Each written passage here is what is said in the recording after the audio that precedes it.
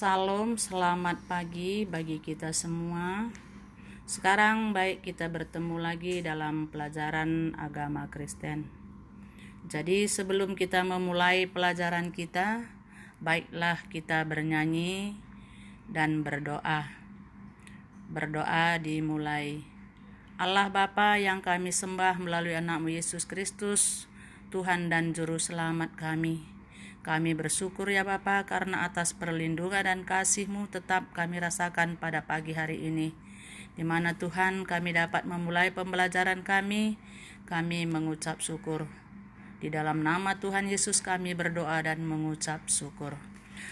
Selamat pagi semuanya anakku. Sekarang baik kita lanjutkan lagi pelajaran kita. Pelajaran kita agama Kristen, yaitu pertemuan yang kedua ini dengan judul kecilnya Allah dan Keluargaku. Jadi seorang anak yang berkembang menjadi remaja mempunyai dua dimensi kehidupan yang sedang dan akan dijalani. Di satu sisi, anak berada dalam posisi sebagai salah satu anggota keluarga. Di sisi yang lain, ia akan membentuk keluarga baru pada masa yang akan datang.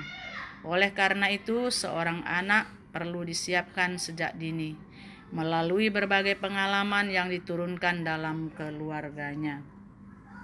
Berkaitan dengan hal tersebut, keluarga Kristen pada masa kini perlu menyadari peranannya dengan cara memperlakukan nilai-nilai kehidupan, baik secara Alkitab maupun teologis.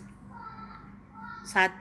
Keluarga sebagai pusat pembentukan kehidupan rohani. Dari keluarga kita mempelajari pola-pola hubungan akrab dengan orang lain, nilai-nilai, ide dan perilaku yang berproses hari demi hari, tahun demi tahun. Di samping keluarga juga terdapat sekolah, gereja, kelompok masyarakat yang juga berperan membentuk jati diri dan kehidupan rohani. Yang kedua, keluarga sebagai tempat bernaung kudus. Maksudnya adalah keluarga merupakan tempat penerimaan, pembinaan, pertumbuhan yang memperdayakan anggota-anggota keluarga untuk berperan serta dalam tindakan kasih dan penyelamatan Allah yang terus berlanjut. Bukan berarti kita mencintai dan memuja dan mengisolir diri terhadap masyarakat, tetapi sebaliknya menjadi tempat bernaung kepada anggota keluarga untuk memberikan bimbingan, pertolongan dan penyelamatan untuk lingkungan. Bagian C, keluarga yang mencerminkan kasih Allah holistik. Di sini kehidupan keluarga perlu ditata untuk mencerminkan atau merefleksikan kasih Allah yang memberikan pengasuhan secara fisik, mental, emosi, sosial, spiritual, rohani kepada para anggotanya. Hal ini juga dikenal sebagai kasih Allah yang bersifat holistik. Bagian D, keluarga sebagai pencerita.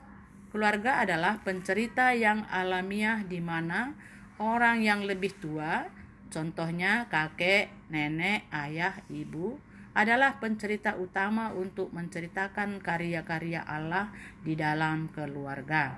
Sebagai kabar kesukaan, orang tua yang bercerita adalah bagian dalam kebudayaan kita yang sering kita abaikan.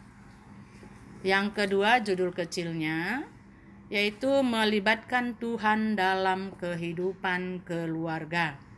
Dalam keluarga Kristen, ada hal yang khas berkaitan dengan peran Tuhan dalam keluarga. Peran Tuhan melingkupi seluruh aspek kehidupan keluarga maupun pribadi. 1. Berkat Tuhan. Pengertian berkat Tuhan cakupannya sangat luas, bukan hanya sekedar uang atau hal material lainnya. Berkat Tuhan juga meliputi kesehatan, sukacita, damai sejahtera, kemenangan, umur panjang, kebahagiaan, dan sebagainya. Bagian B, pengampunan Tuhan. Tidak seorang pun yang hidupnya sempurna di dunia ini. termasuk Anda dan saya. Kita berbuat dosa di dalam pikiran, perkataan maupun perbuatan. Kematian Tuhan Yesus merupakan tanda kasih yang sangat besar kepada umat manusia sebagai Tuhan yang Maha Esa. Pengampunan. Efesus 1 ayat 7. Seperti Tuhan yang mengampuni, kita sebagai orang Kristen harus bisa mengampuni orang yang bersalah kepada kita.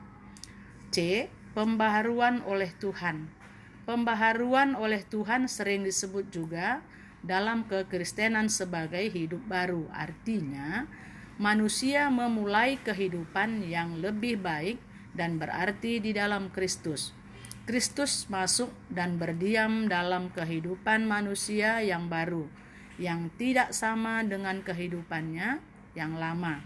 Pembaharuan oleh Tuhan dalam keluarga kita akan dirasakan dalam arah dan tujuan kehidupan keluarga yang sesuai dengan apa yang dikehendaki oleh Tuhan. Jadi sampai di sini pelajaran kita, anakku. Selamat belajar dan meneruskan. Nanti Ibu kasih tugasnya, kamu jawab dan dikumpulkan sesuai dengan waktu yang sudah diberikan. Tuhan Yesus memberkati. Amin.